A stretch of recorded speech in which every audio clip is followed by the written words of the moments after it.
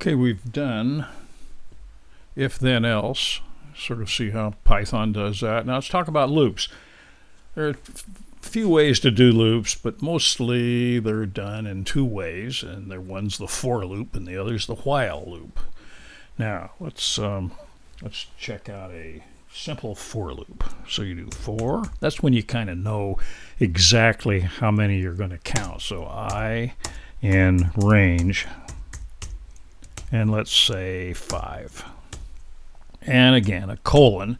And once you put a colon, you come back. Now, notice, again, the 4 spaces, the color for the for and the in. And this is, I call it a dummy variable. Whenever I'm doing looping and stuff like that, I like to use things like I, J, K, L, M, and N. And I know if I'm looking in a program and I see those, that I'm using those for a loop or something like that.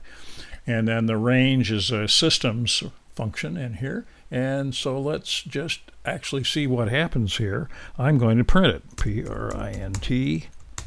and I'm just going to print I. No quotes because it's a variable, and I'm going to click F5, save, sure, and then it's going to say, it'll probably give me somewhere, okay, START, how about 02 this time, PY.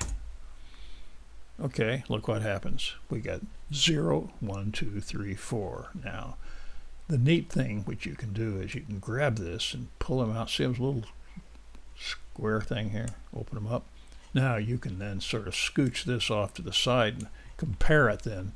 You can see what it's getting with these. It's great for debugging. Really terrific. Okay, so the range, 5.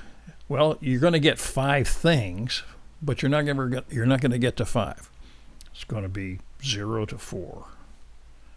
Okay, and that's just the way it works. Now you can actually force it to start with 1, but I think you'll find that as you do more programming, you'll actually like the idea or get used to it. Maybe that's what it is, of starting with 0.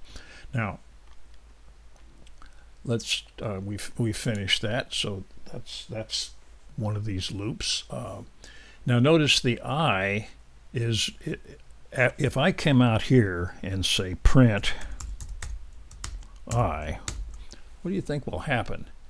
I'm not sure, but I think I know. Let's try.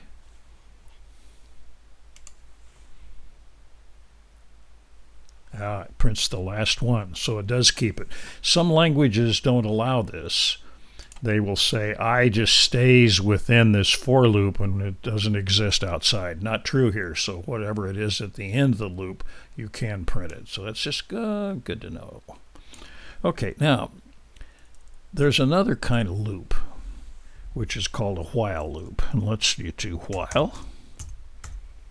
And let's just true, TRUE, colon, and say print,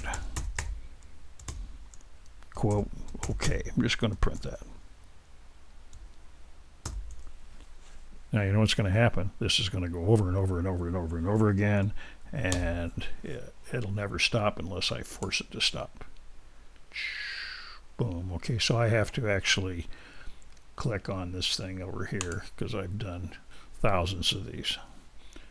So I can get out of that. All right, well, let's be a little more creative, and let's put up here, say x equals true, and then I'm going to, instead of true here, I'm just going to put x. So while x, and also let's do this, set I equal to 0, and then let's do end equals 10. Again, that's just a variable I'm setting. I'm going to print OK here, and then I'm going to say, let's start over here. Now, if I say if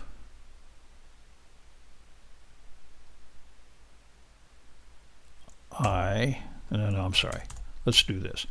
I equals I plus 1. Now that's a silly statement. It can't be true mathematically because the equal does not mean equal. It means assign. Assign I to I plus 1. Whatever it was before, it's going to be one more here. So we have that. Now what I want to do is say if I equals end colon, I'm going to set x equal to false. All right, now, why the two equal signs? You need the two equal signs if you're going to compare to see if one thing is equal to another. We always had greater than or less than, but if it's equal, you got to do two because the computer uses one equal sign as an assign. Now, what this should do is be spinning through here until I is going to keep getting bigger and bigger equals end, which is 10, and then it's going to set this to false, and the next time through it will fail, and let's see if that happens. Okay, how many did I get? 1, 2, 3, 4, 5, 6, 7, 8, 9, 10. I got 10. Worked perfectly. Okay, so look, you do that one because that is really critical to understand how to do this. Now, you can add things like these can be variables in here. Any of these things where I've stuck numbers can become variables or calculations. So you can get very creative, but also you can get very complicated. And as you know from what you've seen before, don't get tricky or complicated.